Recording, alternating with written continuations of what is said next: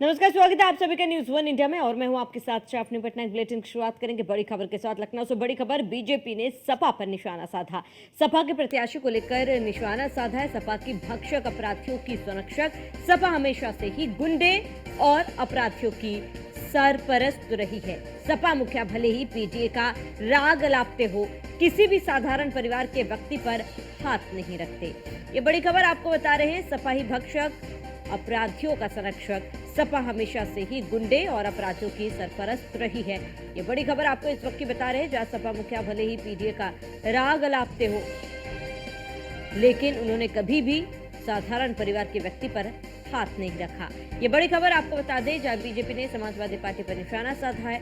BJP ने Samajwadi party को जमकर घेरा। बड़ी खबर आपको बता रहे हैं, जहां बीजेपी ने कहा कि सपा के प्रत्याशी को लेकर उन्होंने निशाना साधा और उन्होंने कहा कि सपा ही भक्षक, अपराधियों की संरक्षक।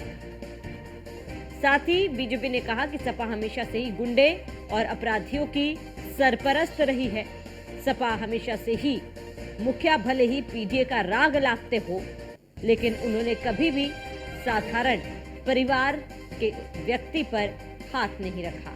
तो ये पोस्टर भी बनाया गया है, जहां पर सपा ही भक्षक लिखा गया है और बीजेपी ने समाजवादी पार्टी पर निशाना साधते हुए सपा के प्रत्याशियों को लेकर भी निशाना साधा।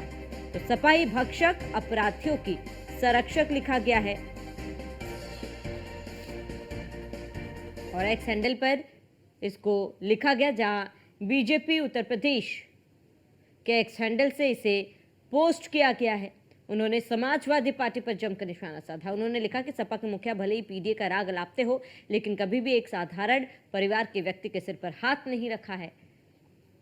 और जो समाजवादी पार्टी के प्रत्याशी है, उनको लेकर बीजेपी ने निशाना साधा है और सपाही भक्षक, अपराधियों की संरक्षक।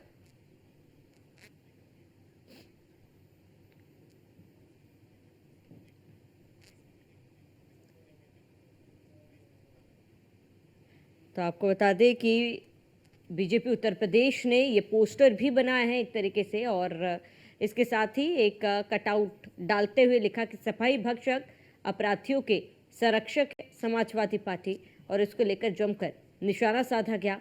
जहां आपको बता दें कि बीजेपी प्रत्याशियों की बाद जब समाजवादी पार्टी ने प्रत्याशियों की घोषणा की, उनके प्रत्याशियों को लेकर बीजेपी ने समाजवादी पार्टी को आड़े हाथों लिया है। अधिक जानकारी के लिए संवाददाता एस के वाजपेयी हमारे साथ जुड़ चुके हैं। एस के वाजपेयी, जिस तरीके से समाजवादी पार्टी को बीजेपी ने आड़े हाथों लिया है, तंज कसा है, ऐसे में कुछ कटआउट भी उन्होंने एक्स हैंडल पर दिए हैं, जिससे समाजवादी पार्टी के प्रत्याशियों को लेकर कटाक्ष किया गया। इन तमाम चीजों को कैसे देखे?